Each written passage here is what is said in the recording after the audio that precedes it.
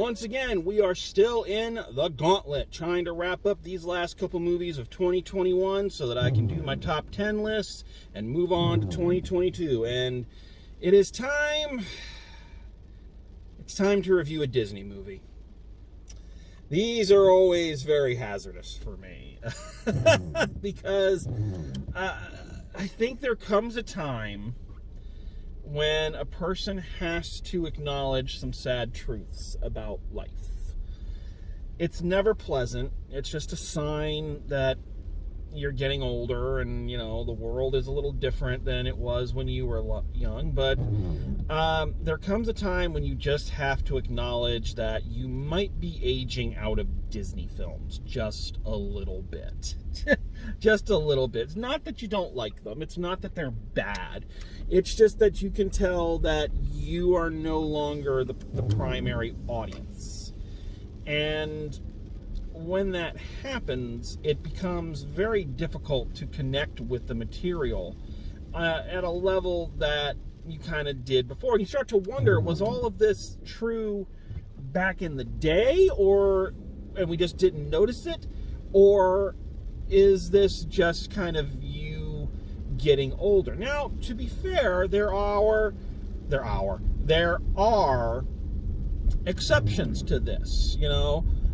I know it's cliche to say, but I thought Frozen was really good. The songs were terrible, with the exception of Let It Go, but the story was actually really, really good. Moana, I thoroughly enjoyed. Thought it was a fantastic film and something that didn't feel it had to hold with the Disney formula. So, or at least not the classic Disney formula. So, it's not to say that every film that they do now, I'm Groucho Marx and I'm against it.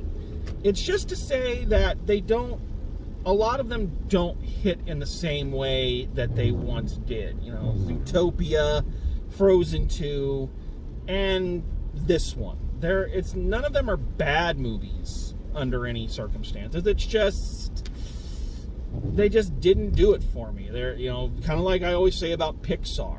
They're not bad, they're just not for me. So I want to say that up front because I want to acknowledge the fact that this is not a bad movie. There's nothing bad about it. It's perfectly serviceable.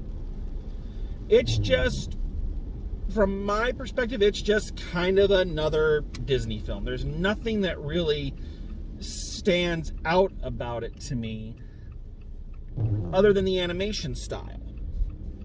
Which is kind of funny because not standing out and not being special is kind of the entire point of this film. So, you probably already know the story, but just so we're all on the same page. So,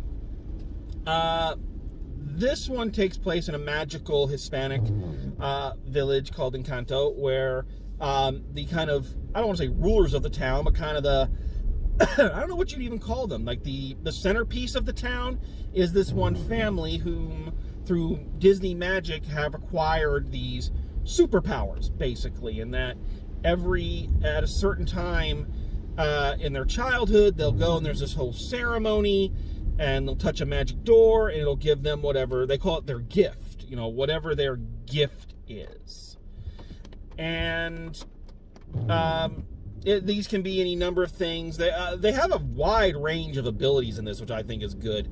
They have kind of the basic super strength, shape shifting, but they also have things like really good hearing. The one sister who's like supposed to be perfect can make flowers everywhere. The mother character can heal anything with her cooking. So there's some really interesting powers that go on in this, which I give them a lot of credit for the creativity of it. And our focal point of this story is the youngest daughter of the family, who the day she went to get her powers, nothing happened. She didn't get any. Aside from the clear superpower that she has that nobody acknowledges of musical numbers. You know, I just don't think anybody's aware of her power. I don't think it's that she doesn't have any. I think it's that, you know, she has the power of song, because she does a lot of the singing in this, and then it's people always singing to her kind of out of nowhere. I think she actually got the power to make people sing their feelings. My own personal opinion. But anyway, so into this very special family, you have born the person who is not special, quote unquote, at least not in a visible way. And she is trying to kind of find her place in this world and in this situation. Of course, a crisis will occur that only she can solve because she is who she is. You know, it's very, very standard. She'll learn the important lessons of be who you are, and other people will learn the lessons of be who you are, and they'll also learn the lesson of, you know, don't assume things about people and whatnot and what have you. So, you know, very standard moral lessons that the Disney films, especially modern Disney films, have kind of always kind of specialized in. So again, I want to stress, this is not a bad movie. I don't hate this movie. I understand why people enjoy it. There are some really good things going on in it. So let's talk about some of those good things. Well, let's talk about the most obvious. So this is a heavily Hispanic influenced film. What I like about a lot of these films, that what Disney and Pixar are doing now, where they're trying to kind of touch on all these different cultures, is I like how this one and a lot of these are stories that could be about anybody. They could be about any nationality. It's not a specific story from a specific culture, at least as far as I know. I don't believe this is based on any kind of Hispanic folklore or anything like that. I could be wrong. But it's a story about a family, and they use the Hispanic influence basically to influence the culture and the visual cues and make it a very beautiful film. It's a really, really well animated film. I don't think that's anything new for a Disney movie. They're always well animated. The Hispanic influence really allows them to use a lot of great colors. Oh, we got a fire engine coming up behind me. That's why I'm kind of pulling off to the sides. Also, what that sound is, it's raining out, so we're in Tennessee. People can't drive here. There you go. There they go. And there's the other one. Okay. So, anywho, so I like that they do that, and I like that they're starting to bring out films with characters who aren't all white, and we're seeing other cultures, other people on the screen. I think that's a really, really good thing. And again, I really appreciate that it's a universal story told with a very specific visual style and cultural style. I think that's outstanding. I love it. I also have to say two things about the story itself, and just some of the little details they brought up. First of all, as I mentioned, the uniqueness of the power set and the different abilities that the different members of the family get are really creative, and they do some fun things with them. It's really, really easy to just kind of fall back on the same basic powers, especially when you own Marvel. Excuse me. To fall back on kind of the recognizable abilities. And they decide to really, really stretch here. What I also love about this is that there is no big action set piece in this. There is no real villain. Now, in a way, that makes me sad, because I am a huge fan of the classic Disney villains. Scar, Jafar, Ursula, Cruella de Vil, Maleficent, I mispronounced her name, but Gaston. I love a good Disney villain. There was a time when Disney villains were the creme de la creme of villainy. And They've faded those out a lot in the past, and that's one of those things that it's just the times are changing. But I think especially for a film like this one, where, let's just call it what it is, superpowers are a huge driving force of it. The idea that these people don't use these powers to fight anybody, that they use these powers for the benefit of the community, that is really, really awesome. That is something you never see. And I've often thought about that. What if you're a mutant in the X-Men universe and you don't want to go be a child soldier for Professor X? At his school for the gifted, do they ever teach these people how to use their powers for anything, that isn't fighting? Do they teach Cyclops how maybe he can do really, really exacting welding with his optic blasts? No. They never think of what's real world practical applications for some of these abilities, and I just think that this is a really smart way to do this. It's really clever. We've got these powers, but there's no villain we're gonna go fight. We're helping people. Not in a saving them from a catastrophe kind of way. It's, I think that's just really, really fun. I liked that, and I liked a lot of the different things they found to use the people's abilities for. And how you could use shape-shifting in a real-world situation that didn't involve sneaking around or stealing things. So yeah, I really, really like that. I also really like that, and I feel like this got buried a little bit in there, but obviously our main focus, our character point of view, our audience point of view character is the youngest daughter who has no abilities and feels left out and feels unspecial or unloved because of it. And I think that's obviously who the audience is supposed to, identify with, that feeling that nobody understands you, nobody sees your true potential. You may not even see it, but it's there, and you just wish everybody would kind of give you a little bit of attention for it. I appreciate that. But I also appreciate that a lot of the character's arc in this story is the realization that these other people who have these abilities, just because they have them, it doesn't make their lives better. It's the Spider-Man conundrum. We were talking the other night of what made Spider-Man Spider-Man was the idea that his superpowers didn't make his life easier, his life got harder. And while we may not always see the other person, kind of standing on the sidelines, it's also true that they don't see us and don't know what's going on in our world. Her two sisters, one of them is this super strong, Amazon, but because she's so strong, everybody wants her to lift everything. She has to, metaphorically, she has to carry all the weight because she's so strong, and that starts to wear on her. Her other sister, whom she has a rivalry with, is your perfect princess, makes flowers bloom, makes everything beautiful, but she has that pressure. She has to be perfect all the time.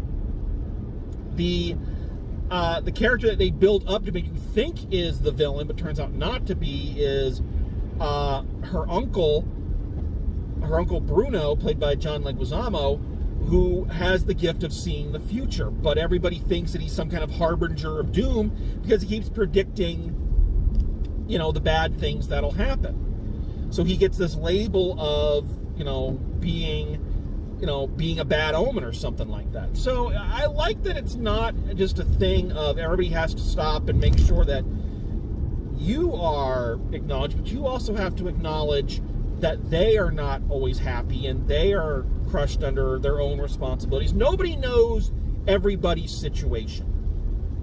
Nobody knows everybody's point of view.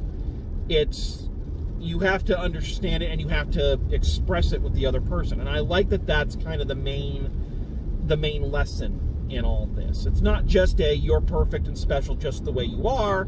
It's that you have to acknowledge that while you're having problems, other people that you may not think are having problems too. I appreciate that. So there is a lot to enjoy in this movie. It's humor that I think that any problems I run into in this film are just feeling like it's kind of standard. It does some great things. I just went off on a big rant on all the things it does that are unique and different, and that's great. But in terms of the humor, the jokes, the archetype characters, they're all there. I think one of the things that I have a little bit of a knock on this film for is it doesn't feel like it's anything special. Our main character is your typical modern-day Disney princess, much in the same mold as Rapunzel, much in the same mold as Moana, a little bit of Anna thrown in there. That quirky, upbeat, but there's more to them than meets the eye. She's a little clumsy, but she's good-hearted. She's always doing the right thing. Again, not a bad character, but nothing that really makes her stand out in this larger pantheon. Now, there's an argument to be made that you don't have to stand out in the larger pantheon. You just need to anchor your own film, which she does, and she does fairly well. It's fine. But again, there's not a lot that distinguishes her from any of these other characters.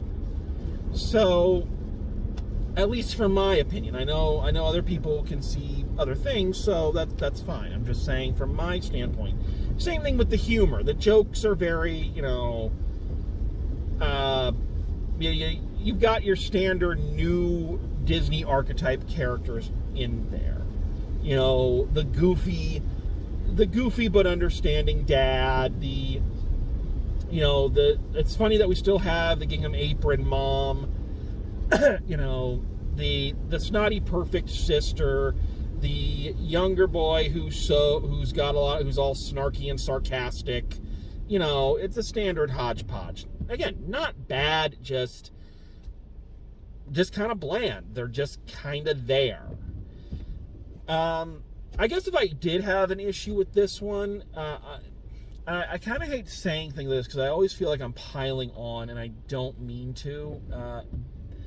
So I'm going to try to make sure that my criticism is explained so I don't just kind of get the label of, oh, you just don't like this person. Because that's not what this is. I have a legitimate criticism. All right? I do have a little bit of an issue with the songs in this. Songs done by Lin-Manuel Miranda, best known for Hamilton. He also did the music for Mary Poppins. He did the music for Moana. Great songs. And I think the songs in this one are good, but the problem is a lot of them, the exposition song especially, and several of the others, the characters get singing so fast that you can't distinguish some of the words. The words begin to run together because they're singing so fast. And I understand that's part of Lin-Manuel Miranda's style. I get that, and if you're a fan of his and you've been listening to his music for a long time, your ears are probably trained to listen to those words a little bit more carefully. But I just feel on an average basis, they get going so fast that I have a hard time distinguishing what the hell they're actually saying. This is especially difficult in the opening number, the exposition song, where you're learning about all these people and everything, and you can't distinguish one word from another. You're going, wait, what? Who is this? What's happening? And then a lot of the others, I think some of the rhyme schemes I caught were very good. Lin-Manuel Miranda has a very, very unique ear for rhyming, which is phenomenal. But it gets lost in just how fast they're going. So I really wish they could have slowed down a bit and let these go and let it go and just let them enunciate a little bit more. So that's a minor nitpick. I think the songs, from what I heard, were decent, better than Frozen's, but I don't think they're as good as the ones in Moana. So there you go. I'm just not sure what else to say about this one. I think it's a standard Disney film. It's cute. It teaches decent lessons. It's just kind of by the numbers. you know, in the bigger, the broader strokes. And I don't know. Maybe that's not a bad thing, but in some cases there's not much that is going to make this one stick in my head and make me want to go back and rewatch it like I do with like Frozen or Moana. So, or even Tangled. You know, there's another good example. So yeah, it's not a bad film. It's just not one that I'm gonna go back to. So I don't know what else to say. So let's just wrap it up. So final grade for Encanto. I'm going a solid B on this one, because I acknowledge that any of the stuff that kind of bugs me is stuff that just kind of bugs only me. It's a Lord of the Rings situation where I can acknowledge the talent and the effort that was put into it. It just doesn't appeal to me. There's nothing in this that's incompetent or offensive or, you know, really bad. It's just the stuff that doesn't appeal to me just doesn't appeal to me. But I can see why it would appeal to other people. So I think a solid B on this one. Good effort, but I don't think I'll watch it again on my own. So there you have it. All right. So another movie in the books. We are cruising through this gauntlet, people. We are cruising through it. So that is the review for this one. Thank you very much. We still got a couple more we're trying to wrap up. You know, time is crushing in, trying to find time to do everything, but we're going to do our best, and we are going to review the shit out of some movies. So please join us for the Gauntlet when it returns, and of course we'll be getting to the movies of 2022 very shortly. Yeah, just lots going on. It's great to be back in the driver's seat. So thank you for joining me, and as always, drive safe, and I will see you at the movies.